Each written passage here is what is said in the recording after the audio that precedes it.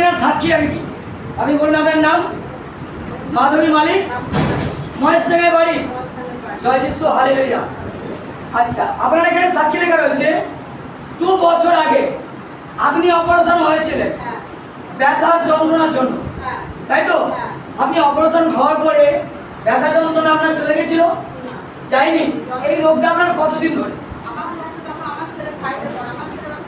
5 পরে এখন বিয়ে হয়ে গেছে, মোটামুটি আইডিয়া 12-15 বছর। দেখো 15 না 15 বছর।